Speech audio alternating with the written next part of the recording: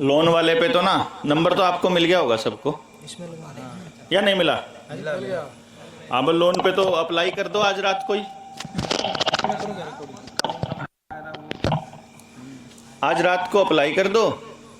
सुबह अगर आपकी सारी डिटेल पूरी होंगी एकदम से तो कल तक वो आपको जो सहायता राशि है, सहयोग राशि है, उसका मैसेज भेज देंगे। और सहयोग राशि आप सुबह जमा करा दोगे सुबह तक, तो शाम तक आपका आवेदन तैयार हो जाएगा। फिर आवेदन के ऊपर आपको चर्चा कैसे करनी है वो हमने बता ही दिया, वो बता दिया होगा वीरेंद्र भाई साहब ने। यूपी वाले तो वैसे ही, नोएडा वाले भी, यूपी वाले भी हैं, और ये तो वैसे ही फॉरवर्ड हो रखे हैं। अच्छा, क्योंकि स्वाधीन भारत का कार्यक्रम भी चल रहा है इधर। अच्छा, जय गुरुदेव, सुभाष चंद्र की सेना, सुभाष सेना, ये सब रुपए के मुद्दे को तो अच्छे से समझते हैं, तो इनको तो पहले से ही समझ है इसकी, हम ये मानते हैं। हमारा तो काम क्या है कि मैं जो मान रहा हूं कि हम क्या काम कर रहे हैं बड़ा, कि जो ये बिखरे हुए हैं क्रांतिकारी, सदियों से लगे, सालों से लगे, अपना अपना जीवन भी लगा दिया बहुत से लोगों ने, तो उन लोगों को इकट्ठा करने का काम हम सब कर रहे हैं जो इतने सालों से लगे हुए हैं। हमारा इतना सा काम है बस। हम बहुत ज़्यादा, क्योंकि अपने काम को बहुत बड़ा नहीं मानते, उसका कारण है कि पहले से लोग इस पर बात नहीं कर रहे होते तो हम जैसे लोगों को भी नहीं पता चलता कि ऐसा कोई मुद्दा होता है। और वो लोगों ने काम किया, जैसे वर्मा जी का मैं आपको एग्जांपल दूं, अपनी ज़िंदगी के 15-20 साल उन्होंने दिए, और वो इतने साल लगाने के बाद वो जो दस्तावेज निकाल कर लाए वो एक माइलस्टोन है। मतलब मैं ये कहता हूँ कि एक ज़मीर वाला अगर हमको कोई जज मिल गया पूरे भारत में, एक ज़मीर वाला बस, तो वो उन कागज़ों को देखते ही समझ जाएगा। समझ तो सारे जाएंगे, देखते ही फैसला दे देगा जनता के हक का, देखते ही वहीं पे स्टे दे देगा। पर अगर सारे के सारे जितने भी ये जज हैं, ये सारे इसी पैसे से इन लोगों ने काबू किए हुए हैं। और चंद्रचूड़ वाला मामला तो आपने देखा ही होगा, लोगों में पहले तो ऐसा मैसेज दे दिया कि चंद्रचूड़ बड़ा बीजेपी को खींचने वाला मतलब जज है, और लोगों में एक उम्मीद जगी कि चलो सुप्रीम कोर्ट का एक जज तो सीजेआई जो है। बाद में अभी मैं आपको बता रहा हूँ 24 नवंबर को अपना कार्यक्रम है दिल्ली के तालकटोरा स्टेडियम में पेरेंटिंग पे, और 27 तारीख को सुप्रीम कोर्ट में हियरिंग है। और गेम प्लान क्या है देखो, कितना गजब चलता है। 5G जब इन लोगों ने इम्प्लीमेंट करना था तो हमने इसके ऊपर सवाल उठाया कि 2G स्पेक्ट्रम जो मोबाइल का है वो हुई थी, उसके बाद कोई रिसर्च नहीं हुई कि 3G, 4G, 5G का ह्यूमन बॉडी के ऊपर क्या असर होता है। कोई रिसर्च नहीं है भारत में इसके ऊपर कि आदमी के दिमाग के नज़दीक अगर फ़ोन को रखते हैं तो दिमाग पे क्या असर होता है, नेगेटिव होता है, पॉजिटिव होता है। बच्चा अगर हाथ में पकड़ा रहे तो उसका क्या असर होता है। इस तरह से अलग अलग मतलब वो जनरेशन के स्पेक्ट्रम का क्या असर है, इसके ऊपर कोई रिसर्च नहीं।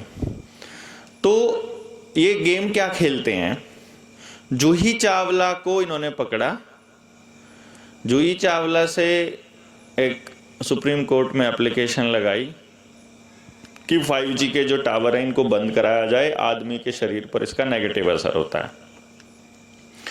साथ में कोई सपोर्टिंग डॉक्यूमेंट नहीं था जूही चावला के पास। सुप्रीम कोर्ट ने उसको लताड़ा, 25 लाख का जुर्माना लगाया, और अखबारों में फ्रंट पेज की खबर छपी। उससे क्या हुआ, सारे वकील, सारे हाई कोर्ट के जज, सभी लोगों के लिए एक एग्जाम्पल सेट हो गया कि कोई भी फालतू नहीं बोलेगा अपने ही आदमियों से। अब क्या पता ये 25 लाख रुपया भी रिलायंस नहीं दे दिया हो, क्योंकि अंबानी के घर के पास ही जूही चावला का घर है, वहीं बांद्रा के पास ही, बांद्रा में ही, वहीं नज़दीक ही है ना, सबके घर आसपास ही है। ठीक है। इसी तरह से अभी गेम चल रहा है, एक इन्हीं का कोई सुप्रीम कोर्ट का वकील है, सरकार के पक्ष का ही है, वो दिखाता ये है कि मैं जनता के पक्ष का आदमी हूं। वो उसने अपील की है जिसके ऊपर अभी 27 नवंबर को सुनवाई होनी है।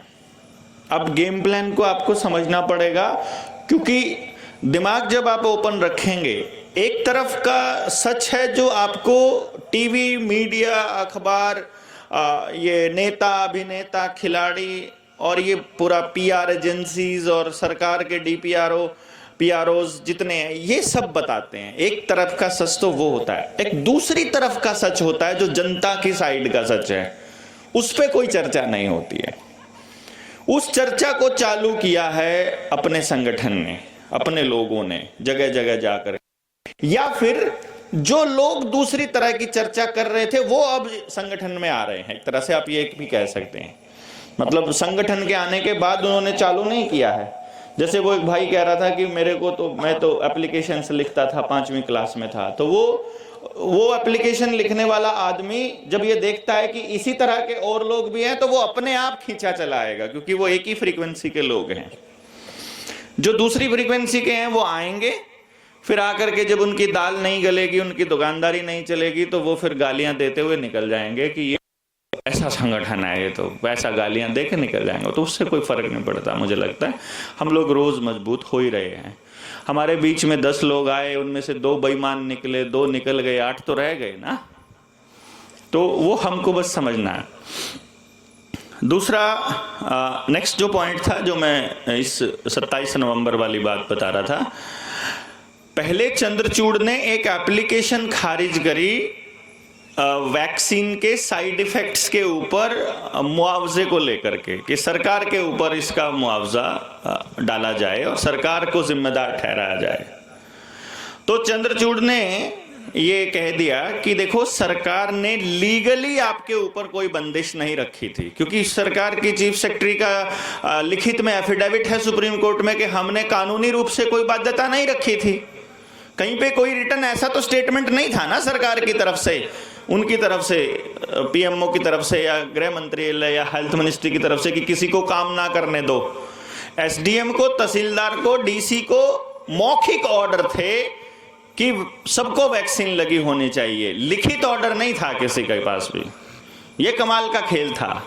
सारे ऑर्डर मौखिक थे। ऑनलाइन मीटिंग लिया करता था प्रधानमंत्री और सबको कहा करता था, बल्कि इतनी गंदी गंदी गालियां दिया करते थे होम मिनिस्ट्री के अफसर डेप्यूटी कलेक्टर को, जो भी कमजोर होता था। इसी वजह से कई एसडीएम ने, कई डीसीज का तो बयान आपने देखे, उल्टा लटका दूंगा, फांसी पे टांग दूंगा, धक्के से पकड़ के घरों में जाके बंदूकें वाले सिपाहियों की मदद से भी इंजेक्शंस लगाई जबरदस्ती, झारखंड जैसे, जे&के के जैसे इलाके में, आपने वो देखा होगा। लेकिन सुप्रीम कोर्ट में ये लिख के दे दिया कि हमने कोई कानूनी बाध्यता नहीं दी थी, और जो भी इसके साइड इफेक्ट्स थे हमने वो पब्लिक डोमेन में रख दिए थे। अब आप बता दो, आपको सब सारे साइड इफेक्ट पता थे? किसी को भी नहीं पता थे, लेकिन वेबसाइट पर उन्होंने सब लिख दिए थे। मतलब जिन जिन लोगों ने वो वीडियो सुनी थी उस टाइम की मेरी, मैंने सबको बताया था, भाई भारत बायोटेक की कंपनी में जाओ, उसकी वेबसाइट पे जाओ, वहां पर कोवैक्सीन करके जो वैक्सीन है उसके जो एडवर्स इफेक्ट्स है उसकी लिस्ट वहां पर ऑलरेडी दी हुई है फैक्ट शीट के अंदर। कोविशील्ड की भी दी हुई है उसमें, ये भारत इसके अंदर सीरम इंस्टीट्यूट वाली वेबसाइट के ऊपर, seruminstitute.com के पे, जिसकी भी वेबसाइट पे आप जाओगे आपको वहां उसकी साइड इफेक्ट की लिस्ट पड़ी थी। अब वो कह रहे थे कि 10 लाख में से किसी 1 लाख को, एक आदमी को, या 1 लाख में से एक को एडवर्स इफेक्ट होने के चांस हैं। आप एक बात बताइए भाई, आप जितने 100-150 लोग जो भी यहां बैठे हैं, मैं ये कह दूं कि मेरे पास ये जितने आप लोग हो उतनी ही गोलियां हैं, और इन गोलियों में से एक गोली पक्का किसी को टपकाने वाली है। एक गोली है बस, और बाकी सबको ताकतवर बनाने वाली है। एक गोली टपकाने वाली और बाकी ताकतवर बनाने वाली। और मैं कह दूं कि ये डाल दी मैंने यहाँ पर, कटोरा है उसमें बॉक्स में रख दी और आकर के खा लो, तो खा लोगे आप? अरे बाकी सब तो मजबूत होंगे, एक ही तो टपकेगा।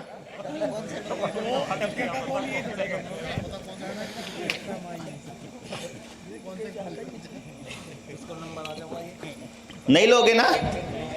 तो फिर ये वैक्सीन 1 लाख में से 1 को नुकसान पहुंचाने वाली है, ये कह रहे थे, वो क्यों लगाई जबरदस्ती? और वो जो हमारी लड़ाई क्या थी उस वक्त, हम चिल्ला चिल्ला के क्या बोल रहे थे? उस एक इसको ये नुकसान पहुंचाने वाले, तुम कह रहे हो ना कि 1 लाख में 1, हम तो चलो कह रहे हैं सबके सब टपकने वाले हैं, लेकिन तुमने कहा कि 1 लाख में 1, तो मेरी लड़ाई ये है, वो जो 1 है उसको कौन संभालेगा, उसके परिवार को? उसको शरीर में अगर कोई परमानेंट डैमेज हो गया तो उसका जिम्मेदार कौन होगा? उसकी पनिशमेंट किसको मिले? उसको क्या मुआवजा मिले? उसको क्या सहायता मिले? वो जो कमाने वाला था, उस परिवार का सर्वे सर्वा था, तुम्हारे लिए वो एक शरीर होगा, एक बॉडी होगी, एक केस होगा। उस परिवार के लिए तो वो पूरा संसार है भाई, उसको कैसे आप इग्नोर कर सकते हो?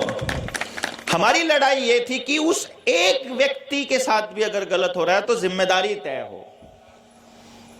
तो लोग आए, लोगों ने आवाज उठाई और चलो हमने लॉकडाउन तो बंद करवा दिया, लेकिन अभी कह रहे हैं कि पहले इनका आधार जोड़ दो सब चीजों के साथ, अगली बार फिर तक अच्छे से रगड़ेंगे। फिर ऊपर से इनको कर्जदार बना दो। सबके पास, जिन्होंने कर्जा नहीं लिया हो ना आप लोगों में से, सबके पास फोन तो फिर भी आएगा। अरे बिना डॉक्यूमेंट मिल रहा है भाई, बिना इंटरेस्ट, बिना सर्विस चार्जेस के मिल रहा है, ले लो ना लोन। और जिसका ठीक ठाक चल रहा है बोल रहे हैं टॉप अप करवा लो ना, फ्री में मिल रहा है। आपको सबको उस लेवल पर लेकर जाना है जहां आप पे करने की कैपेसिटी में ना रहो, तब तक वो आपको देते रहेंगे। चाहे आपके स्टार्टअप के नाम पर, मुद्रा लोन के नाम पर, घर पे, गाड़ी पे, डंगरों पे भी देंगे, बकरी पे भी देंगे, 10th की डीएमसी पे दे देंगे, अनपढ़ हो तो आधार कार्ड पे दे देंगे, रेडी लगाते हो तो खाली राशन कार्ड पे दे देंगे, दे देंगे। एक बार तुम फंसो तो फंसाना है एक बार, फिर बाकी वो जानते हैं उनको क्या करना है, बहुत अच्छे से जानते हैं। और जो ये एक वैक्सीन वाले पॉइंट पर मैं बता रहा था कि चंद्रचूड़ ने उस एप्लीकेशन को खारिज कर दिया। अब एक उदाहरण बन गया, देखो ये बड़ा गेम खेलते हैं, पहले एक फैसले में खुद ही कमजोर पक्ष रख के और सुप्रीम कोर्ट से उसके खिलाफ जजमेंट करवा के और सब अखबारों में छपवा के जनता के अंदर एक बात डाल देते हैं कि कुछ नहीं होने वाला, सुप्रीम कोर्ट ने उसके खिलाफ दे दिया जजमेंट।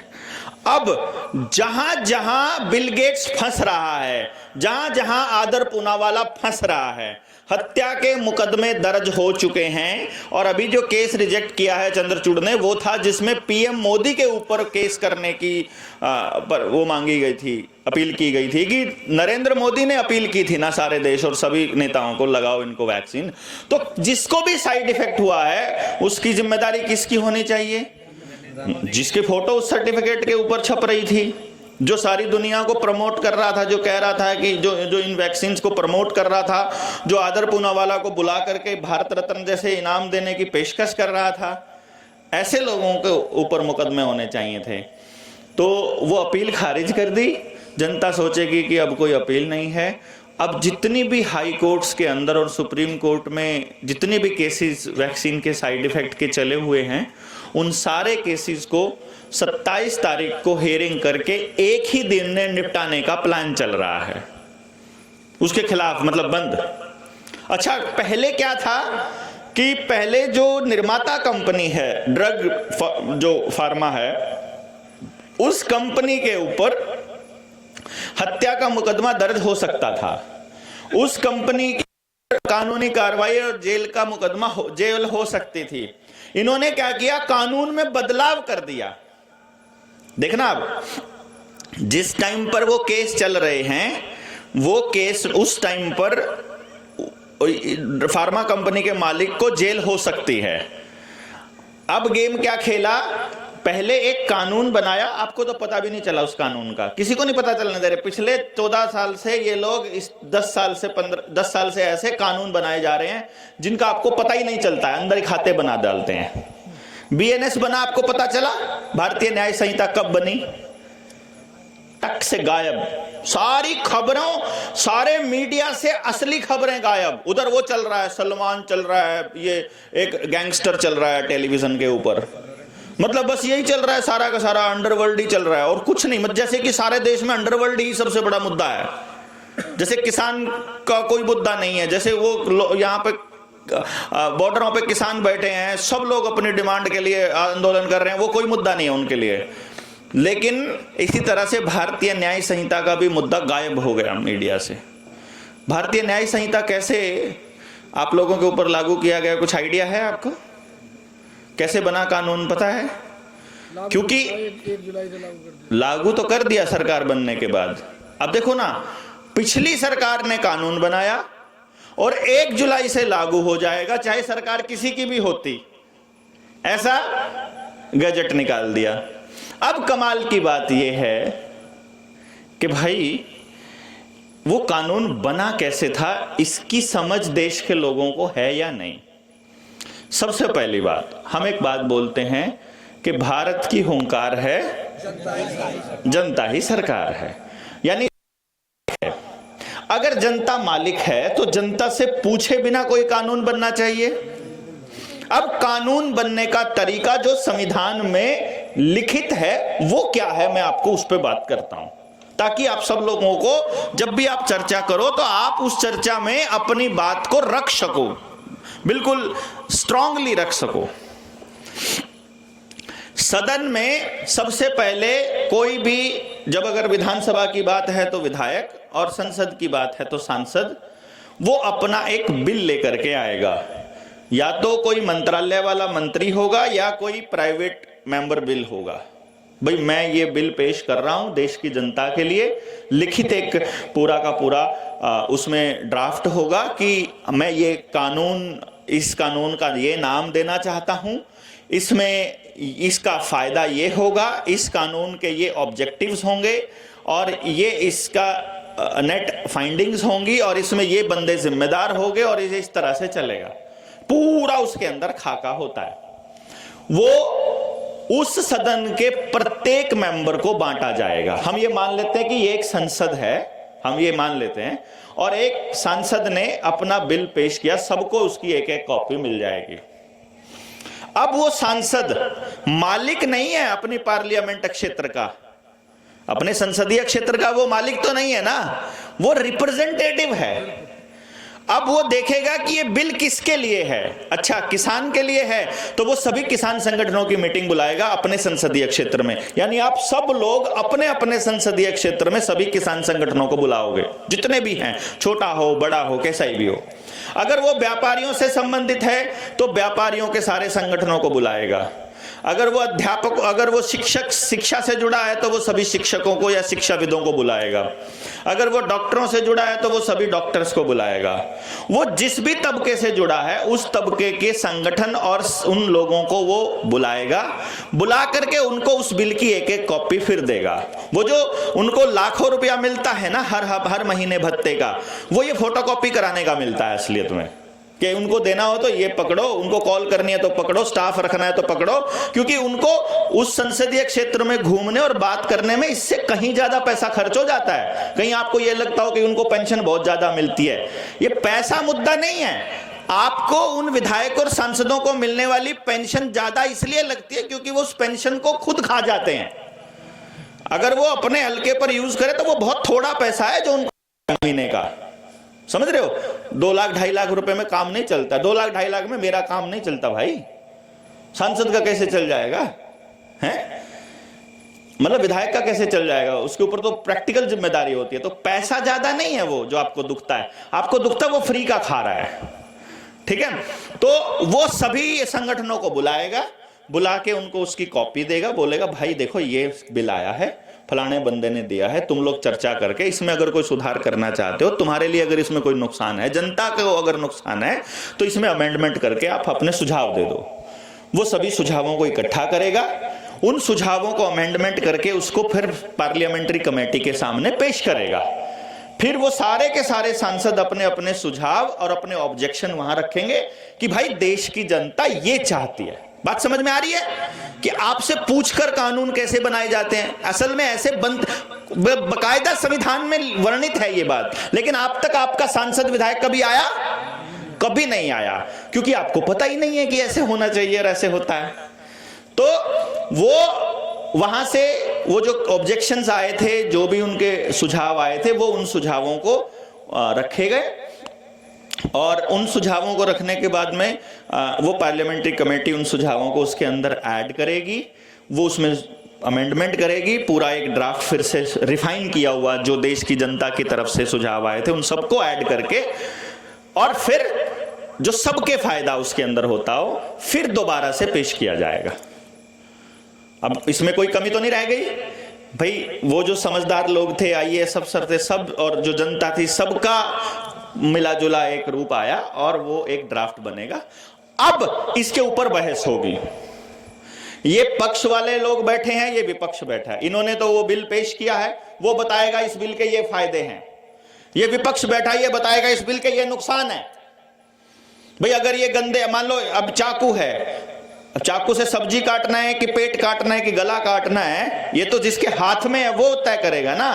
तो बिल जो है, ये कानून अगर किसी ऐसे व्यक्ति के हाथ में लग गया, तो किसी गलत आदमी अगर सत्ता में आ गया तो उसका ये नुकसान भी हो सकता है।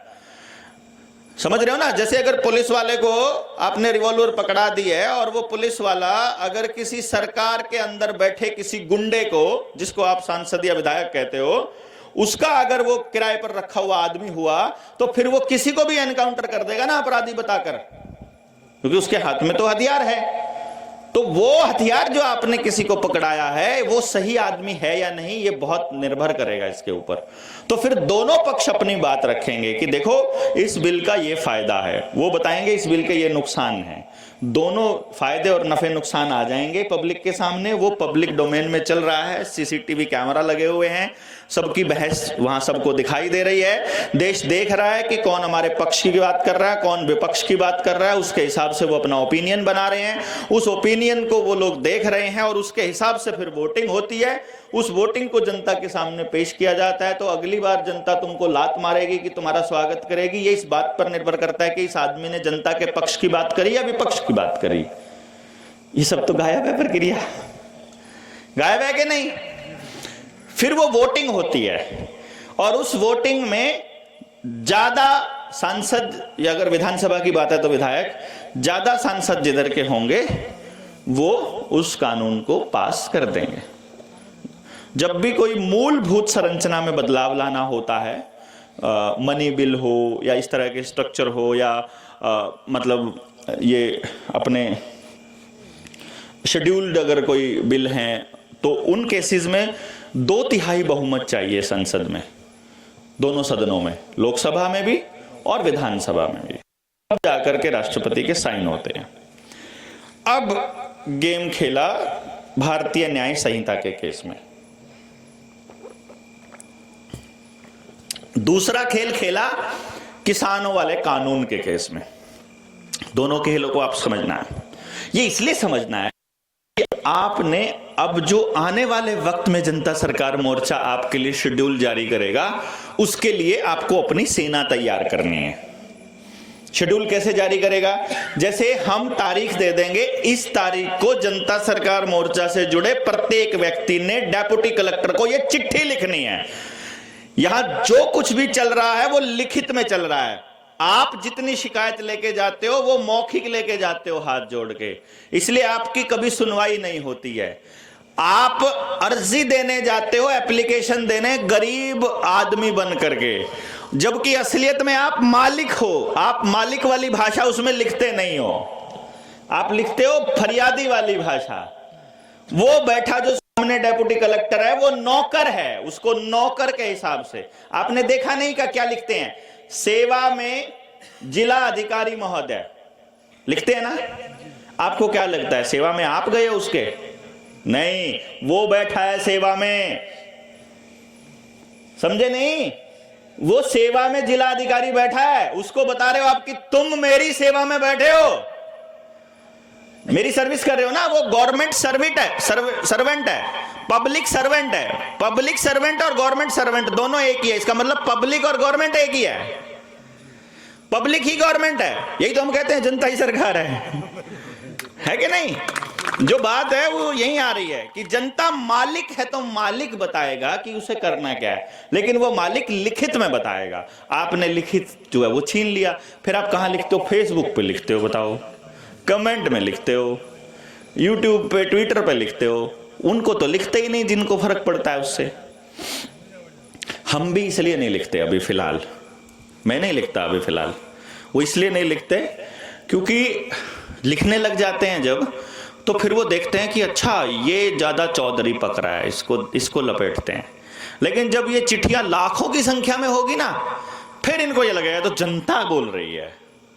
अभी उसको एक आदमी नजर आएगा तो एक आदमी को फिर वो किसी तरह से मैनेज कर लेते हैं। अच्छा जी, आप ऐसा लगता है आपको समस्या है, हाँ आप एक काम करिए, इसमें जो जिला में जो समस्या निवारण कमेटी है उसमें शामिल हो जाइए, आप अपने सुझाव दे दिया करना, उसमें शामिल कर लेंगे। फिर एक और कमेटी में शामिल करेंगे, फिर एक और में कमेटी को, फिर इतनी मीटिंगें कर देंगे कि आपसे बात करने का टाइम ही नहीं छोड़ेंगे। तो इसीलिए फिर क्या कर रहे हैं, हम आदमी इतने जोड़ रहे हैं, तो हमारे वाले में से जो सबसे बदतमीज आदमी अपना होगा पूरे जिले का, उसमें उसको डालेंगे वहां, उसमें एड्रेस कमेटी में। समझदार आदमी को वहां नहीं डाल, क्योंकि वो टाइम खराब करते हैं। तो अपन फिर टाइम खराब करने वाला आदमी देंगे उनको, लाओ तुमको हम बताते हैं, तुम्हारे वाली चाल से तुमको ही हम लपेटते हैं। अभी आने वाले वक्त में उनके पूरे गेम को हमको मालूम है कि गेम क्या खेलते हैं वो। इसलिए वैसे वैसे आदमी अपने पास टीम में है ही है, सभी टाइप के हैं अपने पास, सब मानसिकता के हैं। तो रियल में काम करने वाले उनको रियल काम पे लगाओ, जो खाली बत्ते मारने के उनको बत्ते मारने पे लगा दो। तो इसमें क्या दिक्कत है? तो अब ये तो हुआ एक पॉइंट कि ऐसे होना चाहिए, पर उसी संविधान में एक और मेंशन है, कुछ पॉइंट्स। वो क्या लिखे हैं? यदि देश में एक्स्ट्रा ऑर्डिनरी कंडीशंस हो तो, एक्स्ट्रा ऑर्डिनरी कंडीशन कौन सी होती हैं? युद्ध के हालात हों, सूखे के हालात हों, बाढ़ के हालात हों, कोई महामारी का हालात हो, या कोई और इमरजेंसी के हालात हो, तो सरकार ऑर्डिनेंस के जरिए कानून पास करती है। अब साधारण परिस्थितियों में तो कानून पास हो नहीं सकते थे, इसीलिए पहले महामारी लाई गई, हालात पैदा किए गए। अच्छा, आपको एक बात मालूम है क्या? अभी भी महामारी चली हुई है देश में, अभी भी कागजों में कोरोना गया नहीं है। ऑफिशियली अभी महामारी के दौर चल रहा है, रिटर्न डॉक्यूमेंट में। आज से 50 साल बाद आपके बच्चे जब इतिहास उठाकर देखेंगे तो उनको पता चलेगा कि 2019 से लेके 2024, अगर आज हटाएंगे तो 24 और 25 में हटाएंगे तो 25 हो गए, 6 साल चली थी महामारी। क्योंकि जितनी भी मौतें होंगी वो दर्ज होंगी उस महामारी के दौर की। असलियत में किससे हो रही है? अमृत प्याले से, बूटी से जो लगवाई थी आप लोगों को, असल में उससे हो रही है। लेकिन वहां क्या लिखा जा रहा है? महामारी में हो रही है। और आपके बच्चों को 50 साल बाद यही बताया जाएगा, जैसे आपको 1918 की महामारी का प्लेग भी तो आया था, चेचक भी तो उस टाइप की बीमारी बताया जाता है ना, वो यही बताया जाता है। जो मीडिया में आज छप रहा, वो उस टाइम यही कहानियां बताई जाती हैं, समझे? क्योंकि हमने तो सवाल उठाया ही नहीं कि तुम ठीक कर रहे हो कि गलत कर रहे हो। तो अच्छा, अगर विशेष परिस्थितियां हो तो सरकार ऑर्डिनेंस के जरिए, अध्यादेश के जरिए कानून पास कर सकती हैं। उसमें आपको ध्वनि मत करना पड़ेगा, पर ध्वनि मत के लिए यह कंडीशन होनी चाहिए कि कोई सांसद यदि अपनी सीट पर नहीं बैठा हुआ है तो वो वोट नहीं कर सकता। गेम प्लान समझना। ये इसलिए बता रहा हूं कि उसमें लूप होल छोड़े ही इसलिए जाते हैं कि जा सके। उसमें क्या मेंशन है? यदि कोई सांसद अपनी सीट पर नहीं बैठा है तो वो वोटिंग में हिस्सा नहीं ले सकता, वो ध्वनि मत से फिर अध्यादेश पास करना पड़ेगा। अब कोरोना आ गया जी, सरकार ने तो कहा, CDC ने कहा, WHO ने कहा कि हमको तो 6 फुट की दूरी पर बैठना है। 6 फुट की दूरी पर बैठना है तो आप कुर्सी जो है एक छोड़कर बैठना पड़ेगा, क्योंकि ये बैठना जरूरी है। ऐसा उन्होंने आपको बताया। थिएटर में भी ऐसे ही बैठना है, क्लासरूम में भी ऐसे ही बैठना है, पेपर देते हुए भी ऐसे ही बैठना है। आपको ऐसा एहसास दिलाया। असल में उनको संसद में वैसे बैठना था। तो संसद में पहली कुर्सी प्रधानमंत्री की होती है, दूसरी कुर्सी गृह मंत्री की होती है। पूरा सिटिंग अरेंजमेंट होता है कि चेयर नंबर 1 किसकी है, 2 किसकी, ऐसा कैबिनेट रैंक। फिर आगे सत्ता पक्ष जैसे बैठेगा, विपक्ष यहां बैठेगा, जो इंडिपेंडेंट कैंडिडेट्स की ये जगह होगी वो पूरा तय है। तो पहले नंबर पर प्रधानमंत्री बैठा है, जो 2 नंबर कुर्सी है वो खाली है, जो गृह मंत्री की थी। जो 3 नंबर कुर्सी है उस पर गृह मंत्री बैठा है। तो गृह मंत्री अपनी चेयर पर नहीं है, तो गृह मंत्री के बाद कोई भी अपनी चेयर पर, क्योंकि 3 नंबर वाला जो है वो 5 पर बैठा है, ठीक है ना, और 4 नंबर वाला 7 पर बैठा है, 5 नंबर वाला 9 पर बैठा है। तो ये इस तरह से सिटिंग अरेंजमेंट है। तो प्रधानमंत्री के अलावा बाकी सारे सांसद अपनी चेयर पर नहीं है, तो अब वो वोटिंग में पार्टिसिपेट नहीं कर सकते। तो खेती के तीनों कानून आए तो किसान संगठनों से पूछे गए? नहीं पूछे गए। संसद में बहस हुई? नहीं हुई। फायदा या नुकसान गिनाया गया? नहीं गिनाया गया। पब्लिक को बताया कि हम ये कानून लाने वाले हैं? नहीं बताया गया। अचानक से सुबह बिल पेश हुआ, दोपहर में उसके ऊपर वोटिंग हो गई। वोटिंग कैसे होती है? हाँ भाई ये बिल पास किया, those who are in favour से यस, यस नो, वोटिंग मतलब यस नो सबको इकट्ठा बोलना है। मैं आपको एक बात कहूंगा कि भाई आपको यस या नो बोलना है, ठीक है? तो आप सब लोग अपनी मर्जी से यस या नो एक बार बोल के दिखाओ जब मैं 3 कहूंगा। 1 2 3।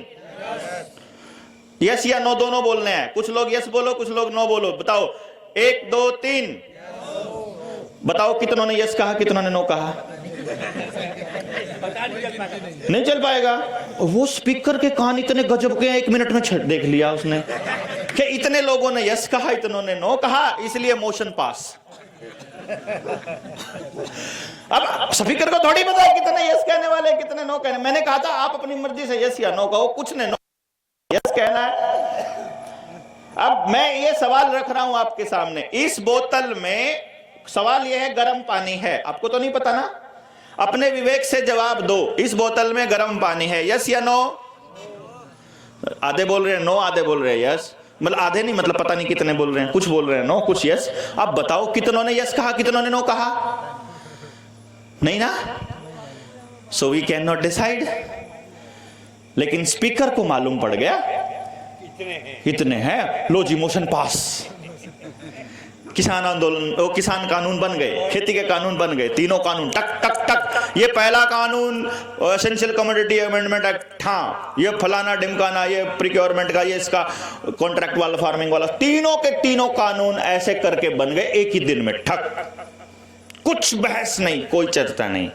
तो ये जो संसद में जो विधान, इसके जो कागजों में जो गड़बड़ है, इसका मतलब ये जो संविधान में लिखा हुआ है, इसका इस्तेमाल उन लोगों ने किया।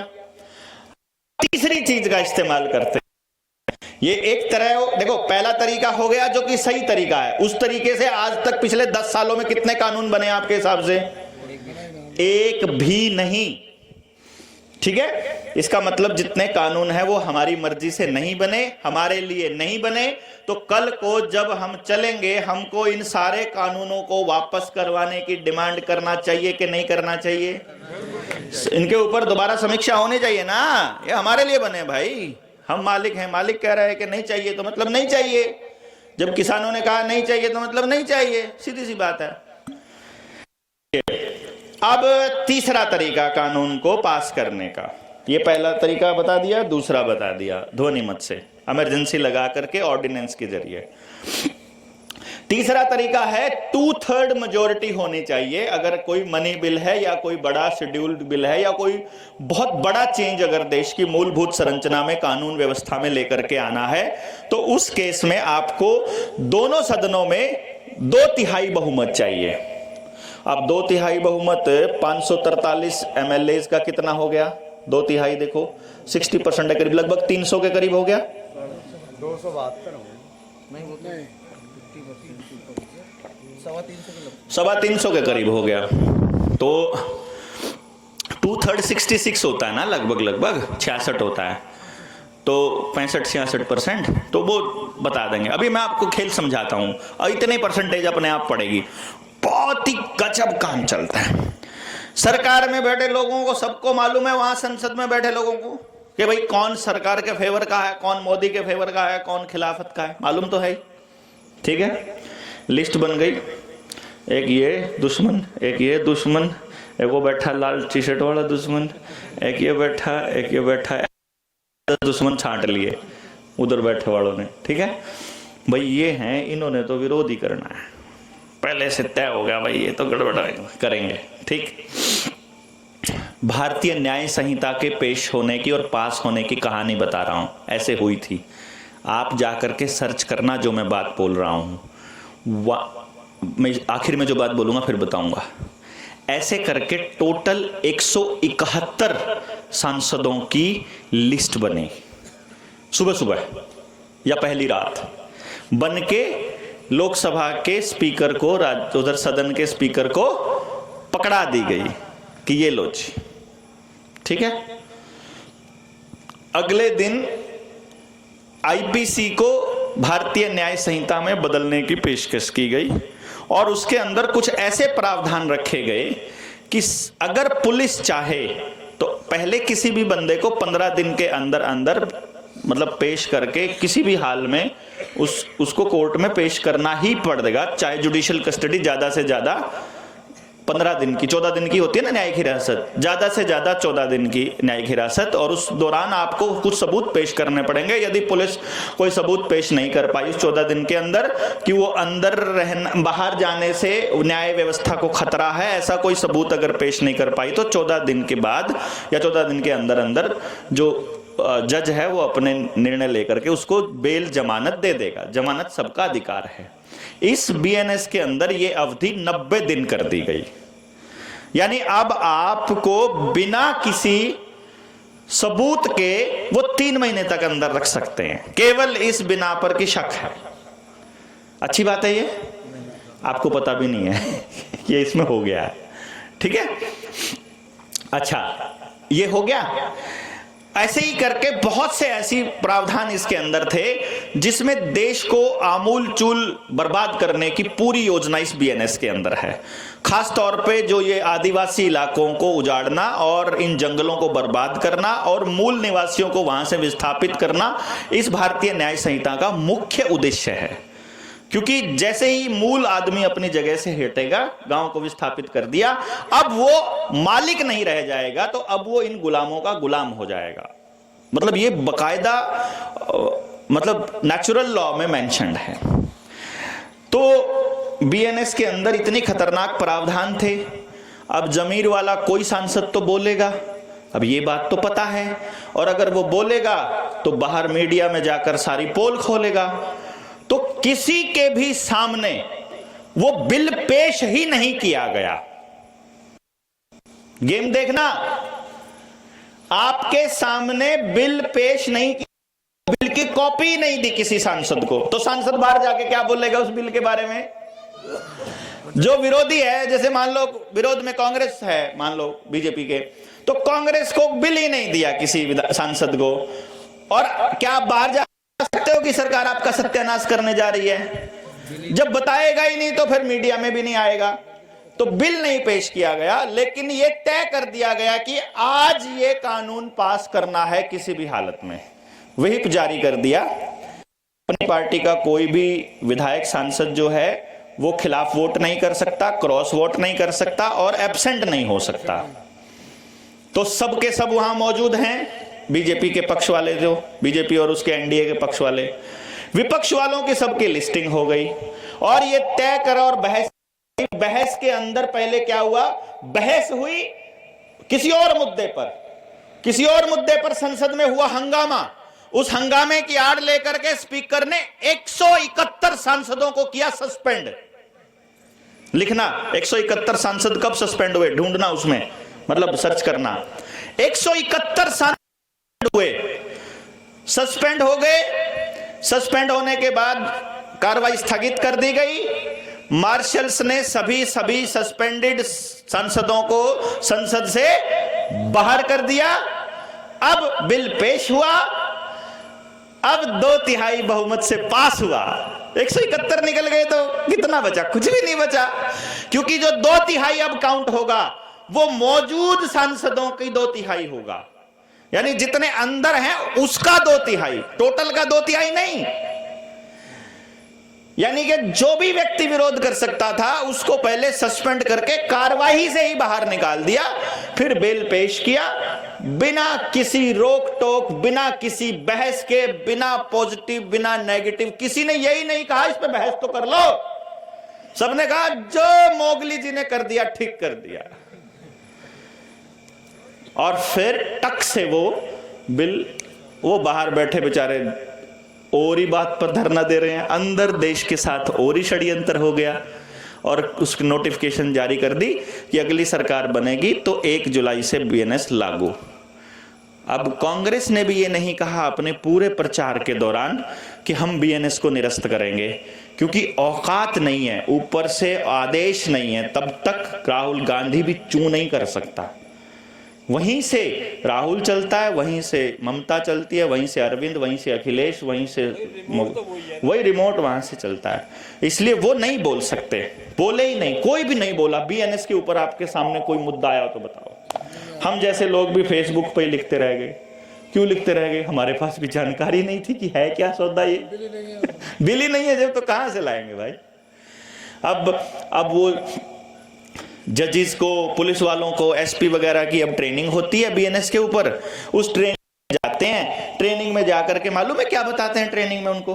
कुछ नहीं है, आईपीसी न्यू कानून है, बस ये चेंज करा है, बस नाश करने का रास्ता ये बदला है, बाकी सब बर्बाद, बाकी सब। तो इसका मतलब है अंग्रेजों का ही राज है अभी भी, क्योंकि आईपीसी तो अंग्रेजों का बनाया हुआ था। अभी ये आपको ये एहसास दिलाने के लिए बनाया गया है कि देश की चुनी हुई सरकार ने, बहुमत से चुनी हुई सरकार का अगर कानून है तो आप कानून मानने से मना कर दोगे? अरे भाई, कानून हमारे लिए है, हमसे पूछा, हमारी राय तो उसमें शामिल ही नहीं है।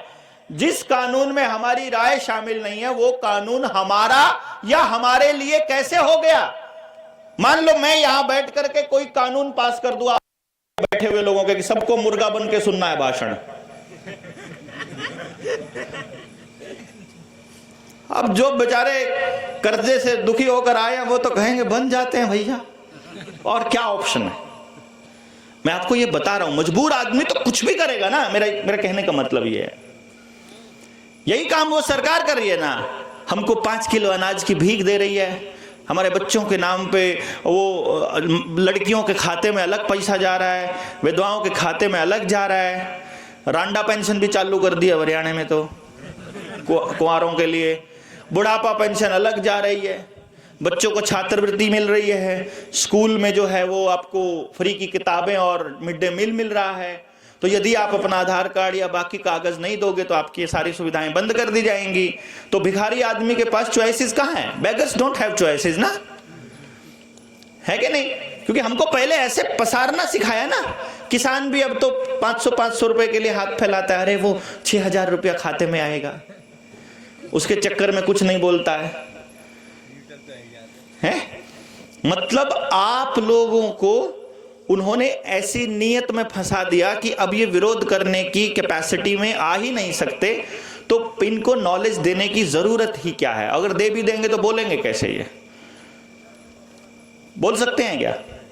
नहीं बोल सकते। अभी एक भाई बता रहे थे कि भाई हम अखिल भारतीय विद्यार्थी परिषद को संभालते हैं। अब अखिल भारतीय विद्यार्थी परिषद तो भाजपा की, अब भाजपा की इकाई है, उसी का संगठन है, विद्यार्थी संगठन है। अब उसमें जो आएंगे, जो ट्रेनिंग देने के लिए, वो वहां से आएंगे, आरएसएस से आएंगे। अब जो आरएसएस से संगठन ट्रेनिंग देने के लिए आएंगे, उनके पास तो वाक कला इतनी जबरदस्त है, बोलने की कला की गजब है है कि नहीं? विद्यार्थियों के पूरे आंदोलन, विद्यार्थियों के हक के आंदोलन खड़े किए जाते हैं, विद्यार्थियों के पक्ष के लड़ाई लड़ी जाती है, उनके हकों के लिए आंदोलन किए जाते हैं और बड़ा शानदार तरीके से होता है। अगर मान लो बीच बीच में एक दो मुद्दा ऐसा घुसा दिया जाए जो कि देश के नाम पर हो, तो वो भी हजम हो ही जाता है। ऐसा नहीं होता है। देश के नाम पर हम सब लोग यहां इकट्ठे हुए, देश के नाम पर हुए, अलग अलग संगठनों से, अलग अलग सोच के अलग अलग लोग, कुछ लोग हुए व्यक्तिगत स्वार्थ से। हमने आपको पहले बता दिया था और फिर से बता रहे हैं कि यदि आप व्यक्तिगत में जनता सरकार मोर्चा से जुड़े हैं, आपका वो स्वार्थ हम आज पूरा कर देंगे। आप यहां तक आ गए हो, आपका जो कर्जे वाला आवेदन है वो लग जाएगा। आप हमें बताइएगा कि आप केवल इसी लिए अगर आप हमसे जुड़े हैं, कोई दिक्कत नहीं है, लेकिन स्पष्ट बताना होगा आपको। यदि आपको लगता है कि आवेदन तो एक पहलू था जब हम यहां आए, लेकिन अब देखा कि देश के साथ समस्या बहुत बड़ी है, अगली पीढ़ी के लिए हम सबको मिलकर काम करना होगा, तो फिर काम करना होगा। अपनी साथ में टीम तैयार कीजिए 20-20 लोगों की और अपना आवेदन वाला काम और अपना जो कर्ज मुक्ति वाला अभियान है उसमें शामिल हो जाइए। अदरवाइज फिर देश के लिए हमको सारे मतभेद, सारे के सारे जो डिस्प्यूट्स हैं उन पर चर्चा करके, मैं नहीं कहता हूं कि आंख बंद करके किसी को फॉलो करना है, चर्चा करके, क्योंकि हम एरिया, हमको हमारा नेता ये बताएगा देश की भलाई के लिए हो रहा है। सिर्फ एक लाइन में देश की भलाई मेरी बर्बादी करके नहीं हो सकती। क्यों? आपकी बर्बादी करके देश की भलाई हो सकती है क्या? देश के लोग, देश के जानवर, देश के जीव जंतु, देश की चिड़िया, देश के पंछी, देश के पशु, देश का जंगल, देश के पेड़, देश की पुरानी प्रजातियां पेड़ों की अभी के करीब 25,000 पेड़ों की विलुप्त हो रही हैं भारत के अंदर। किस वजह से? कि ये फर्जी पर्यावरणवादी पुराने काट रही है सरकार और नए पेड़ हाइब्रिड आ रही है पर्यावरण के नाम पर, कि हम पर्यावरण के लिए पेड़ लगा रहे हैं। पेड़ करता है प्रधानमंत्री, कहता है एक पेड़ बेटी के नाम, एक पेड़ बेटे के मां के नाम, ऐसा करके ड्रामा। वो पेड़ जो लग रहे हैं आजकल नर्सरीज में आपको आजकल आप लगा रहे हो, सारे हाइब्रिड पेड़ हैं। उनकी ऊर्जा नकारात्मक ऊर्जा है, वो आपके परिवारों, गांव पूरे बर्बाद करने के लिए है, आपकी आबादी के लिए पेड़ नहीं। इन पर्यावरणवादियों के ग्लोबल वार्मिंग के चक्कर में फंस गए। तो रियलिटी ये है कि जो मौजूद है, जो है, बस उसको बर्बाद करना बंद कर दो। खेतों में केमिकल यूज करना बंद, लहरी है, मधुमक्खी है, दूसरे पक्षी है, पंछी हैं, उनको काम दे रखा कुदरत ने, वो इधर से खाएंगे, उसका बीज किसी और खेत में जाके डाल देंगे, ओरिजिनल बीज होगा तो अपने आप उग जाएगा, आपकी जरूरत नहीं है। आदमी को पेड़ लगा, आपने ये जंगल नहीं आदमी के जगह, आदमी सिर्फ काटना बंद कर दे तो अपने आप उग जाएंगे। ये नहीं है, नदियां कभी भी सरकार साफ नहीं कर सकती, सिर्फ फैक्ट्रियां, उनको गंदा करना बंद कर दो, अपने आप साफ हो जाएंगी। पानी साफ करने की मैकेनिज्म है, पानी में बोर करके पानी डालना बंद कर दो, पीने वाला पानी अपने आप साफ हो जाएगा। लैट्रिन के खड्डों का पानी पाइप के नालियों के जरिए बंद कर दो, जोहड़ अपने आप साफ कर लेगा। अंडर पानी में सीवरेज का पानी कर दो, आप ये क्लीनर वगैरह यूज करना बंद कर दो, वो जो नीले नीले प्रोडक्ट होते हैं, हैंड वॉश, शैम्पू, साबुन, ये यूज करना बंद कर दो, स्किन भी बच जाएगा, आपका पानी भी बच जाएगा। सिर्फ आप बर्बादी बंद कर दो। कुदरत के पास अपने रिपेयर के सारे साधन मौजूद हैं, आपकी जरूरत नहीं है कुदरत को, वो बहुत बड़ी ताकत चीज। हम तो पिद्दी से हैं, कुछ भी नहीं है, मतलब चींटी समान है अगर उसका मुकाबला करा जाए तो। ऐਵੇਂ ही चौड़े हुए घूमते रहते हैं अपन तो, है कि नहीं? तो अब सांसद निलंबित, 2/3 बहुमत से बीएनएस पास, और ऐसे ही बहुत सारे कानून पास। और पिछले 14 सालों में, पिछले 10 सालों में, 2014 से लेके अब तक ऐसे हजारों कानून बन चुके हैं, मतलब उनमें से एक कानून भी आपके देखा नहीं है। अगर कोई एक कानून लाके दिखा दे और सामने रख दे तो मैं आपको, ये इस तबके को बर्बाद करने के लिए है, ये इस तबके को बर्बाद करने के लिए है। जिस तबके में या जिस तबके में से, जिस काम में से समझ आएगा और सरकार एंटर कर जाएगी, समझ लो वो बर्बाद है। सीधा एक लाइन की बात है, क्योंकि सरकार चलती है पैसे से, पैसा मिलता है उद्योगपतियों से, पार्टियों को, क्योंकि सरकार बनेगी तो इलेक्शन फंडिंग से होगी ना। इलेक्शन फंडिंग बड़ी पार्टियों से होती है। आप लोगों ने कितनी फंडिंग करी है बीजेपी को? कांग्रेस को करी है। आपकी फंडिंग से नहीं चलती है पार्टियां, वहां बड़े पार्टियों की फंडिंग से चलती हैं। बड़े मोटे मुर्गों की, बड़े मोटे मुर्गे जो फंडिंग वो नहीं देते, वो पार्टियों को देते, हफ्ता हफ्ता देते हैं। ये पार्टियां असल में पार्टी गुंडों की एक जमात है। सारी पार्टियां, कहीं कोई सोचे कि मैं मौजूदा किसी सत्ताधारी दल की बात कर रहा हूं या विपक्ष की, सभी की सभी ये गुंडों की जमात है। वो गुंडे इधर आ जाते हैं जब मतलब दिखता है कि सरकार का जो रुझान है वो अब इसका बन रहा है, तो ये पार्टी छोड़ के इधर चले गए। जैसे अभी हरियाणा कांग्रेस की हवा चल रही थी तो सारे गुंडे उधर से उधर चले गए। भाई एक पार्टी में मलाई नहीं मिल रही है तो दूसरी पार्टी में साला गुई मिले, गुई खा लेंगे, चलो चलते हैं उधर चलते हैं। मतलब उनको कोई दिखाने से मतलब है, चाहे कुछ ही मिले है। जो ये सब ऐसे ही है, इनका पर्पस सिर्फ खाना है, जो मर्जी मिल जाए खाने को। ये आदमखोर लोग हैं पार्टी वाले, आपके लिए कभी नहीं बोलेंगे ये।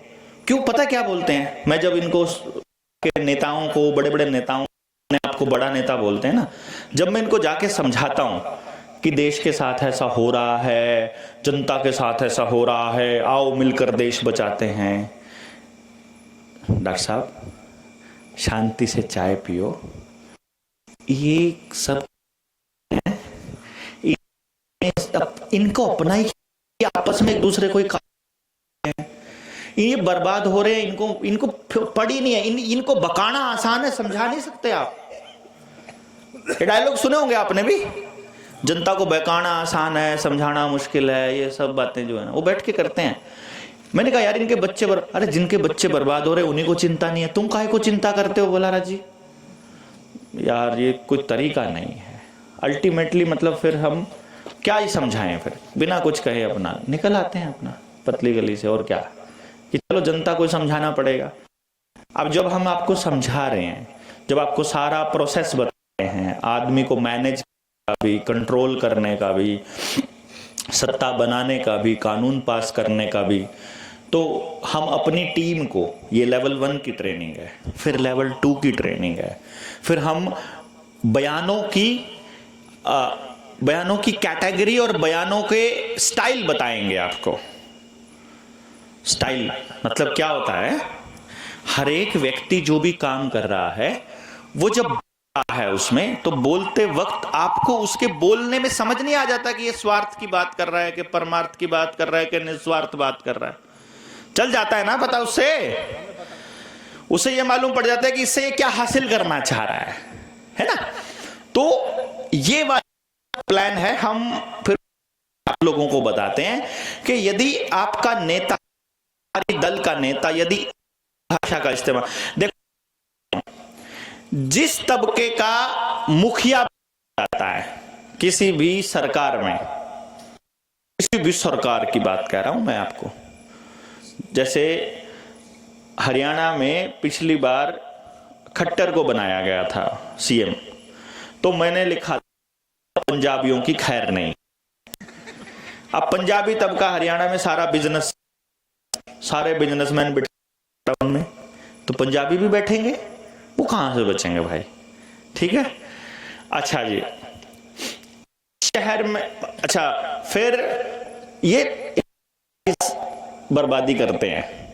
द्रौपदी मुर्मू राष्ट्रपति बनाया गया, उठा के देखो मैंने लिखा था की खैर नहीं, आदिवासियों की खैर नहीं। द्रौपदी मुर्मू आदिवासी है ना, वो बीच से एक आदमी को टॉप की कुर्सी पर बिठाते हैं और फिर पूरी की पूरी जमात को। इतना बड़ा गेम प्लान है ये। जिस जात का एमएलए बन गया समझो वो विधानसभा में उसी जात का नाश होना। धर्म जिस जात के टॉप पोजीशन पे पहुंच जात को बर्बाद कर, ना कि वो उसको। पूरी योजनाबद्ध गेम है ये। इसीलिए आपके बीच में ये कि हमारे वाला बनना चाहिए, हमारे वाला बनना चाहिए, तो अपने वाले पे जोर सत्यानाश करना है, क्योंकि आप अपनी जात के हिसाब से।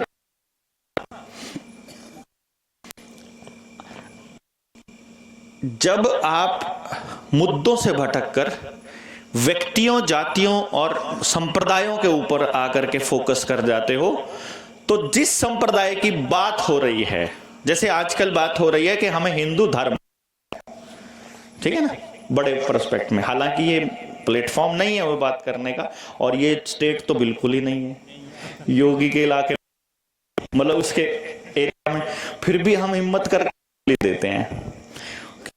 भलाई की बात चाहते हैं तो हमारा कोई ऐसा स्वार्थ है नहीं, तो डरते नहीं है, बेशक पीट के भेज देना, कोई बात नहीं। लेकिन बात यह है कि भाई अभी हिंदू धर्म को बचाने की बात, रियलिटी तो यह है कि धर्म का पालन करना होता, हमको बचाना नहीं होता।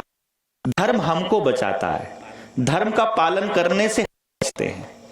असल तो बात यह है, वो कहते हैं हम बचाएंगे, इसका अर्थ अब धर्म की खैर नहीं। इसका अर्थ यह है कि अब हिंदू खत्म होना है, क्योंकि कट्टरता से बात करोगे उतने ही जेन्युइन लोग हैं वो आपसे नफरत। अपने समाज में राम एक ऐसा नाम था जिसको से, मैंने तो यूपी में मुसलमान देखे हैं जो राम राम भाई बोलते हैं, बोलते हैं कि नहीं बोलते हैं? आज भी बोलते हैं, सामने मिलते ही राम का नाम लेते हैं। लेकिन जय श्री राम बोला जाए, देखो फीलिंग कैसी आती है, समझ जाओ। मतलब एक तो राम राम भाई, इसमें फीलिंग देखो, जय राम जी की में फीलिंग देखो, पति रामचंद्र में फीलिंग देखो, और जय श्री राम में फीलिंग देखो, चल जाएगा। जो मतलब आपको बताने की जरूरत ही नहीं, इस टाइप के आदमी हो अपने आप। कल राम राम और जय श्री राम में से किसका आपको पता है? अच्छा, जय श्री राम का आपने नाम कभी रामायण आने से पहले नहीं सुना होगा, नहीं सुना ना? रामायण जब रामानंद सागर की रामायण आई तो उससे पहले तो नहीं सुना होगा। अब जो कैसे होता है, 85 में रामायण आई है ना, 85 में आई थी ना, 86 के एंड या 87 तक खत्म हुई वो। फिर 87 में महाभारत चालू हो गई रामायण के खत्म होने के बाद, और फिर श्री कृष्णा चालू हुआ। और जब ये सारा खत्म हुआ उसके 6 महीने 7 महीने बाद लाल कृष्ण आडवाणी रथ लेके चल पड़ा। जाके रामानंद सागर से पूछो कि रामायण बनाने के लिए फंडिंग किसने किया था, वही तार जुड़े मिलेंगे आपको। और जय श्री राम का नारा पूरी रामायण में किस वक्त बोला जाता है? सिर्फ लड़ाई करने के लिए, सामने वाले को काटने के लिए, बस। मतलब प्रेम को प्रदर्शित करने के लिए, भाईचारे को प्रदर्शित करने के लिए वो नारा नहीं। इतनी बड़ी माइंड प्रोग्राम। आज जो नारा बोल रहे हैं ये बच्चे, वो बच्चे हैं कि जो रामायण के टाइम पर 3 साल के, 4 साल के, 5 साल के थे या 10 साल तक के थे, और वो सारे के सारे फिर नकली तीर के आगे वो पुलिस जला करके, लगा करके चलाया करते थे, और अपने ही भाई राम कहते हुए काटते होते थे। देखा ना, से काटते थे हम अपने ही पड़। वो नारा वही उस टाइम पे काटने वाला। अब वो असली की तलवार लेकर के आ गए। जिस भी धर्म को टारगेट किया जाता है, मैं ये जो दिल्लुमिनाती आज के टाइम पे चल रहा है सीरीज, आपको पूरे अखबारों में मिलेगी।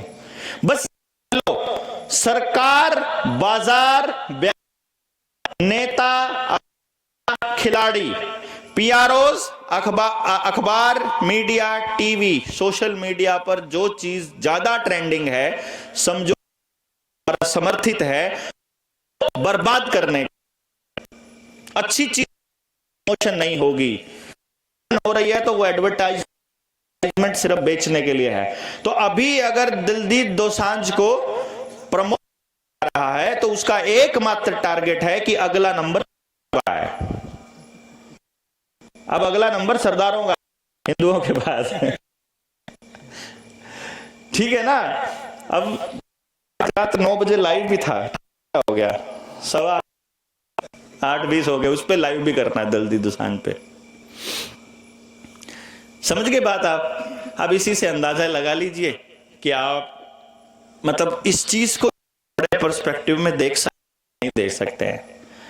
बहुत ओपन दिमाग करके आपको रिसर्च करनी पड़ेगी। अभी हमारी समझ डेवलप होनी शुरू होगी। जो लोग अभी जनता से जुड़े हैं, हमारे जो नीडर इंडिया चैनल के ऊपर जो उन वीडियोस को आपको रोज लगाना ही पड़ेगा। उसका रीजन क्या है? देखो, लगभग बातें, लेकिन कोई अलग भी जाती है कभी कभी। अगर वो सेम बात भी अगर बोली जा रही है तो वो आप करेगी जब आप किसी से बात कर रहे होंगे, उसमें आपको आर्ग्यूमेंट मिलेगा कहीं ना कहीं। कोई फास्ट बात है तो वहां से कोई सवाल जवाब करने में आपको ये वीडियो डाली इसलिए जाती हैं, अपना प्रचार करते हैं अपने चैनल का, तो वो छोटी वीडियो को मैसेज आते थे शुरू, बलारा जी आप ना चैनल पे 3-3 मिनट की वीडियो डाला करो। मैंने कहा यार 3 तो एक कानून एक्सप्लेन नहीं होता है। मैं खेती के 3 कानून करने की वीडियो बनाई तो 2.25 बनी। अब बताओ कैसे 3 मिनट में पूरा कर लें भाई तीनों कानूनों को? एक एक्सप्लेन करना है तो बात जितनी देर में समझ आएगी उतनी देर में समझाई जाएगी। वो बोले फिर कोई देखता नहीं है। भाई ना देखे, हमने बकाने नहीं है, बका के पीछे नहीं लगाने। आप लोग जनता सरकार फॉलोवर नहीं बनाने हैं, हमको फॉलोवर्स, वो मैंने सुबह ही बता दिया कि आदमी को नहीं करना है। विचार को पकड़ो, अपनी बातों में से जो काम की हो, जो आपके समाज की हो, लेकर के अपना काम चालू करो, अपने संगठन से चालू करो। जनता सरकार मोर्चा का नाम कोई नहीं है, मतलब अपने को कोई दिक्कत नहीं है। हमको ये नहीं है कि आपको कुछ प्रचार हमारा करना है, आपको का करना है, विचार का करना है, अपने समाज को बचाने का करना है। जब आपको आवश्यकता होगी उस विचार पर काम करने वाले लोगों तो अपने साथी इधर आ जाएंगे। जब हमें जरूरत हो आप। अब 24 नवंबर को तालकटोरा स्टेडियम में हम जो सेमिनार कर रहे हैं वो अगली पीढ़ी को एक शिक्षा का पूरा मॉडल देने की योजना है। तो आप सब नहीं आना चाहिए, बार आना चाहिए, क्योंकि आपको समझ आ गया, पत्नी को समझ नहीं आया। आप कहोगे नंबरों में कुछ नहीं रखा, पत्नी कहेगी नंबरों के बिना काम नहीं चलेगा। आप कहोगे नौकरी, पत्नी कहेगी नौकरी बिना कैसे घर चलेगा। मैं अपने बेटे इंजीनियरिंग नहीं करवाई, अभी बीएससी और नॉन मेडिकल 11वीं 12वीं दिलाई, तो मैंने कहा नॉन मेडिकल दिलाता हूं इसको। और मैंने उसको कोई कोचिंग सेंटर वगैरह में डाला नहीं और स्कूल में भेजा नहीं। वो लगा क्या करते हो, फेल हो जाएगा ये, पढ़ने तो इसको कहीं पढ़ने के लिए तो भेज दो कम से कम। मैंने कहा देखो, सारे देश में सारे माँ बाप अपने बच्चों को ट्राई मार रहे हैं, कोचिंग सेंटर में इतने पैसे फूक कह रहे हैं फर्स्ट आना है, फर्स्ट आना। सबने तैयारी कर रखी है, रैंक इतना आ गया तो करवा लेंगे, इतना आ गया तो यहाँ करेंगे, इतना आ गया तो यहाँ करवा लेंगे। किसी माँ बाप ने ये तैयारी नहीं कर रखी थी, फेल हो गया तो क्या करवाना है।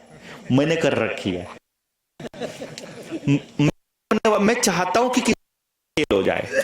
मान लो 12वीं क्लास है, आज हो गया, इसको उठना है, ये सिखाना है।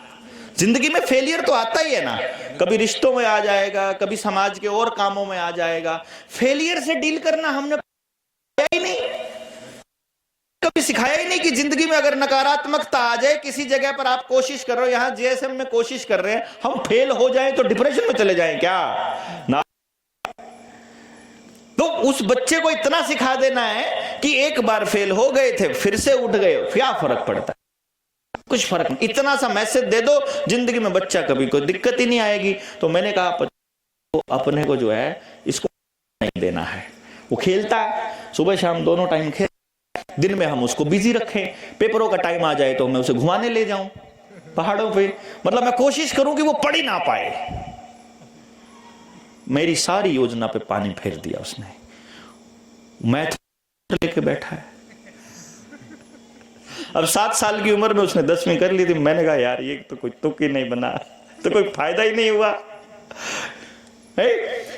अच्छा 10th में उसके स्कूल वाले भी बोल रहे थे कि बलहारा जी पढ़ता नहीं है बेटा, इसको पढ़ने को बोलो। मैंने कहा देखो अगर पढ़ता नहीं है तो इसका मतलब बंदे का इंटरेस्ट नहीं है, इंटरेस्ट नहीं है तो इसका मतलब है कि तुमको पढ़ाना नहीं आता। क्योंकि बच्चा मेरा पढ़ने वाला है, ये रीडिंग करने का शौकीन है। अगर ये बेफजूल की किताबें पढ़ना चाहता है तो तुम्हारा सिलेबस क्यों नहीं पढ़ना चाहता? ये रोज का 2 किताबें 2 नॉवल निपटा देता है। अगर रोज की 2 किताबें निपटाने वाला बच्चे को तुम कह रहे हो कि ये पढ़ता नहीं है, अरे जिधर को वो पढ़ रहा है उधर उसका इंटरेस्ट है, तो तुम जो पढ़ा रहे हो उसमें उसका इंटरेस्ट पैदा नहीं कर पा रहे, तो मेरे बच्चे को कहे को तुम टोक रहे हो, तुम निकम्मे हो। मास्टर जी कहते हैं फेल हो जाएगा। मैंने कहा हो जाने दो, हम चाहते हैं फेल हो जाए। अब वो जेई में फॉर्म भर दिया, बोला है कि पापा इंजीनियरिंग में भर दूं क्या? मैंने कहा क्या करेगा इंजीनियर करके? कह रहा ना इंजीनियरिंग करनी नहीं है पर फॉर्म तो भर देता हूँ, सारे दोस्त भर रहे हैं। तो मैंने कहा चल भर ले पर तैयारी नहीं करने दूंगा। बोला चलो कोई नहीं। उसने तैयारी भी नहीं करी, 93 परसेंटाइल फिर ले गया उस दिन। अब फिर पंगा। सभी माँ बाप जो उसके साथ के दोस्त थे, उसके पेरेंट हमको बोले फोन करके, बलहारा जी बेटे का एडमिशन फ्री में हो रहा है इंजीनियरिंग कॉलेज में, इतने अच्छे में, पैक में हो जाएगा पंजाब इंजीनियरिंग कॉलेज में। यहाँ एडमिशन के लिए तो लोग डोनेशन देने को तैयार है लाखों, तो आप लोग क्यों नहीं करवा रहे हो? अरे भाई इंजीनियर बन के जो डिग्री मिलेगी उससे क्या मिलेगा? ज्यादा से ज्यादा किसी बड़ी कंपनी का बड़ा सा नौकर बने। नौकर बनने के लिए बच्चे हमने यार, मतलब किसी का नौकर बनाने के लिए ही पैदा कर रहे हो? सारी उम्र पाल पोस के अपने नहू अपने खून पसीने की कमाई और फिर कहे कि जा बेटा जाके उनकी नौकरी कर। अरे भाई कितनी बेवकूफाना बात है। अपने समाज के लिए बच्चा तैयार करना है, अपने समाज के लिए बच्चे तैयार करने हैं ना, तो वो बात माँ है, क्योंकि माँ से फर्क पड़ता है कि सामने वाले के बच्चे की टाई ज्यादा सुंदर है अपने वाले से, उस स्कूल में करवा दो, अच्छा लगता है। तो इसलिए अच्छा फिर दूसरी बात, आपका बच्चा पड़ोस में खेलता है पड़ोसियों के साथ, फिर कभी मामा के यहाँ गएगा, फिर कभी बुआ के यहाँ जाएगा, कभी दोस्तों के यहाँ, देख रहा है क्या हो रहा है। इसका मतलब यदि आपको अपना बच्चा सुधारना है तो आपको अपना सुधारना पड़ेगा, रिश्तेदारी भी सुधारनी पड़ेगी, तो वो मैसेज सभी को देना पड़ेगा।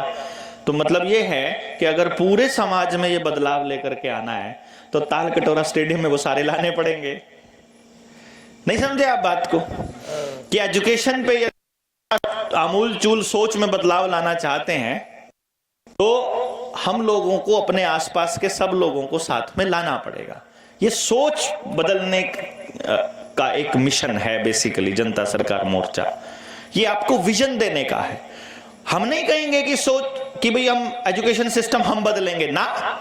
हमारे पास एक विद्या, जिस विद्या से हम 3 साल से उम्र के से किसी भी बच्चे को हम ये बता देंगे कि बता सकते हैं कि ये बच्चे के पास ये टैलेंट है और परमात्मा ने इस बच्चे को इस करने के लिए बनाया है।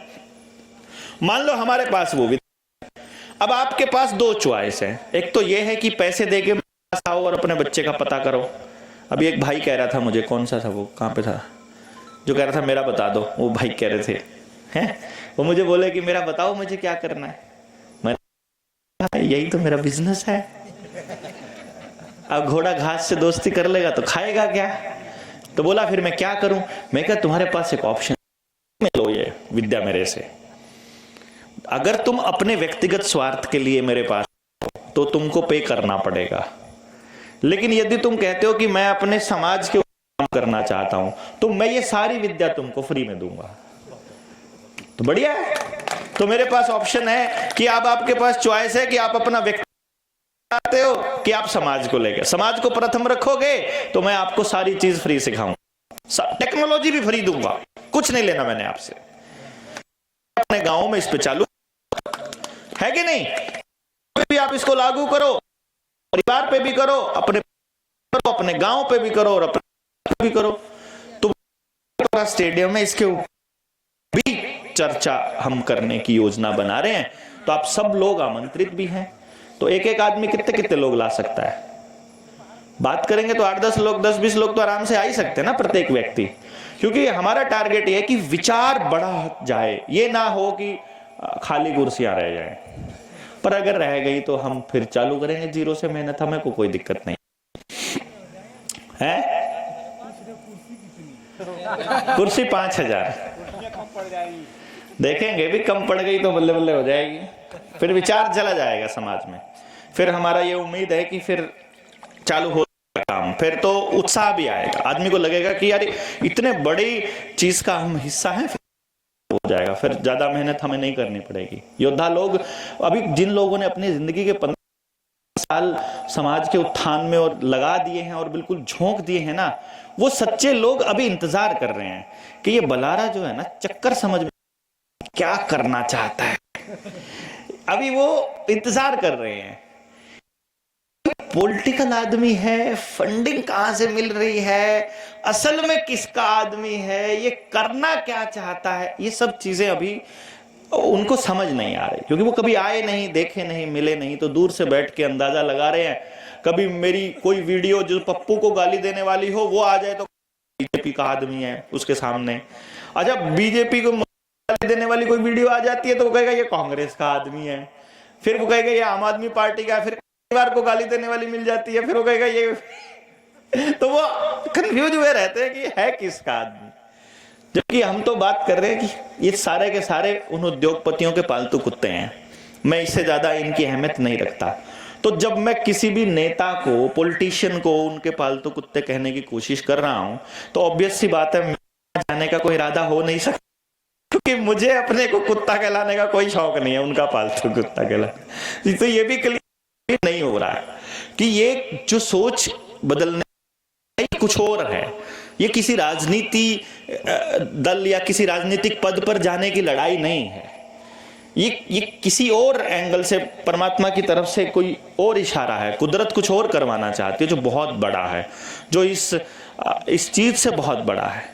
तो हम भारत को जिस दिशा में लेकर के जाने की योजना बना रहे हैं, जिस भारतीयता के आधार पर अपनी व्यवस्था खड़ी करने की, जो व्यवस्था परिवर्तन की जो लड़ाई, मतलब एक तरह से लड़ने वाले हैं, या आजादी का जो बिगुल हम बजाने वाले हैं, ये शुरुआत होगी बेसिकली ताल कटोरा स्टेडियम है।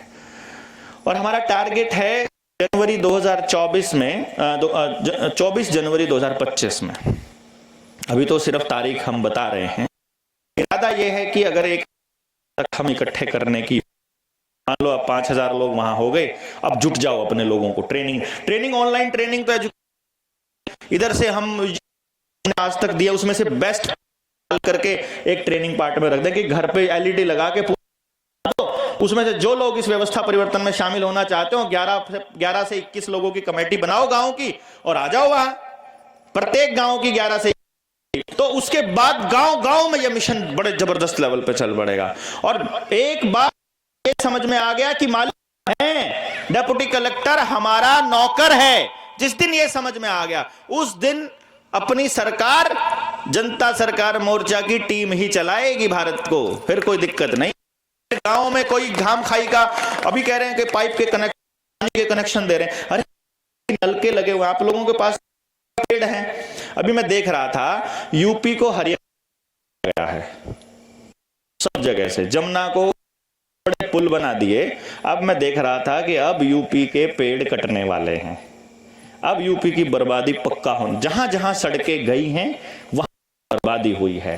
कल का एक सेशन हम सुबह लेंगे, सुबह का जो सेशन होगा, सेशन का जो मूल है वो है सुबह से लेकर रात तक, जन्म से तक आप जो भी करते हो वो अपनी मर्जी से करते हो या किसी और की मर्जी से, ये तय कर, अपनी मर्जी से करते हो तो आजाद हो, किसी और की मर्जी गुलाम हो तो आप आजाद हो या गुलाम हो। एक तो ये है सेशन, और दूसरा सेशन है आप विनाश ही देश का विकास है। ये टॉपिक रहेगा सुबह का, विनाश ही देश का विकास है। दूसरा टॉपिक रहेगा आप गुलाम हो, और तीसरा टॉपिक रहेगा कीमत पर। यानी कि ये तीनों मिला करके आपको सवाल जो पूछने हैं, आप जो ये बोल रहे हैं, जैसे हम क्या करते हैं, किस कीमत पर। किस कीमत का मतलब क्या है कि ये बॉटल है, एग्जाम्पल ले लेते हैं, ये बॉटल है, ये बॉटल की कीमत कितनी होगी? इसकी बॉटल की असल कीमत जो मुझे मिली है, मतलब मिल जाती होगी, मुझे मिली है ये 800-900 रुपए की, शायद 1000 रुपए की मान लेते हैं। अब मैं इसको 1000 रुपए की बेचना चाहता हूं, कौन कौन ले सकता है इसको? बबलारा जी की बॉटल है मेरे पास, 2 3 4 5 6 लोग मिले, ठीक है।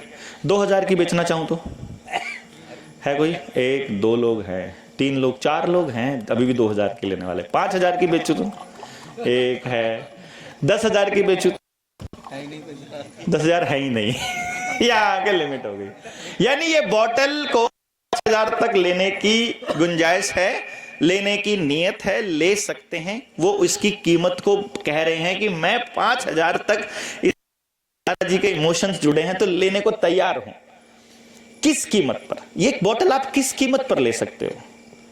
मैं आपका सर फोड़ दूं उसके बाद भी ले सकते हो 10,000 के इसी बॉटल फोड़ दूं तो इसको 1000 में भी नहीं लोगे, उल्टा 10,000 का करना पड़ेगा आपको, फिर नहीं लोगे ना। ऐसे घटिया आदमी से कौन लेगा जो मतलब ऐसा काम करेगा? अभी 5 लाख का के लिए कोई लेके जा रहा है, रिक्शा वाले से 10 रुपए पे भिड़ आदमी, वही आदमी है कि नहीं? हाथ में नोटों का बंडल है, बैग है, में रुपए ही रुपए हैं, रजिस्ट्री कराने शहर में, रुपए बहुत है उसके पास, और रिक्शा वाले से भिड़ जाए वो 5 रुपए के ऊपर। होता है कि नहीं होता है हम सब लोगों के पास? 500 रुपए की सब्जी लिए 5 रुपए के हरे धनिये पे लड़ाई कर रहे हैं उससे। हो रहा है कि नहीं? हरी मिर्च के ऊपर 2 डाल दे यार। हमको लगता है पैसे पूरे करने का यही तरीका है। 10,000 के सूट लेके आएंगी हमारी माताएं और 4 पॉलिथीन फ्री में डलवाती हैं। उनको लगता है पैसे पूरे करने का यही। यानी कि हम किसी चीज को 10,000 में खरीद सकते हैं, किसी चीज को 5 लाख हैं, वो की कीमत हम मान रहे हैं। तो ये सवाल हम अपने आप से पूछते हैं हर बार कि ये चीज इस कीमत पर लेनी चाहिए कि नहीं लेनी चाहिए। तो जो आपका जीवन में जो बदलाव हो रहा है और आपके बच्चों के साथ हो रहा है, इसकी आपको क्या कीमत अदा करनी पड़ रही है? वो आपको उस कीमत पर वो चाहिए कि नहीं चाहिए, ये आपको तय करना है। किस कीमत पर आपको विकास चाहिए, इस कीमत पर आपको ये चाहिए, ये चर्चा होगी कल की। और यदि वो नहीं चाहिए तो फिर कोई और ठीक करने नहीं आएगा, फिर आपको करना पड़ेगा। अगर वो नहीं चाहिए, अगर आप आजाद हो या गुलाम हो, अगर आप आए तो बढ़िया है, फिर मोर्चा आपके लिए नहीं है, आप मोर्चे के लिए नहीं। यदि आपको फीलिंग है अरे गुलाम हूं क्या, आजाद होना चाहते हो तो फिर मोर्चा आपके लिए सही जगह है। तीसरा, आपको ये व्यवस्था बदलनी है। कौन सी व्यवस्था? कि आप का विनाश ही देश का विकास। यार ये तो पैमाना ही गलत है। आपका सत्यानाश हो रहा है और देश नहीं समझ में आ रहा, कल समझाएं। सुबह आपको यह समझ, आपका विनाश ही देश का विकास है। ठीक है, रात के इतने लेट तक जुड़े रहे, बहुत बहुत धन्यवाद। जय हिंद, जय भारत। भारत की हुंकार है। अभी प्यार से आप बातचीत कीजिए एक दूसरे के साथ, हम लोग थोड़ा लाइव चलने की कोशिश करेंगे। और प्लान कीजिए सभी साथियों के साथ मिलके ताल कटोरा स्टेडियम का। मतलब आप लोग बस आपके गांव से आएगी तो मजा आएगा, मतलब खूब अच्छा लगेगा। आपके जितने भी लोगों को आप लेकर के आएंगे, सबको ये लगेगा कि वाह है। निडर इंडिया चैनल, निडर इंडिया है ना, और ग्रुप में डाल देते हैं, वो लाइव का लिंक है ना, नहीं डाला हुआ, फेसबुक पे डाला हुआ मैंने, डॉक्टर देवेंद्र बलारा और देवेंद्र। वो मैंने इसीलिए बिना किसी को बताया ही था कि आप डाल देंगे, आप सुनना उसको, मैं डालता हूं, देखता हूं क्या क्या बोल पाएंगे। Thank you very much.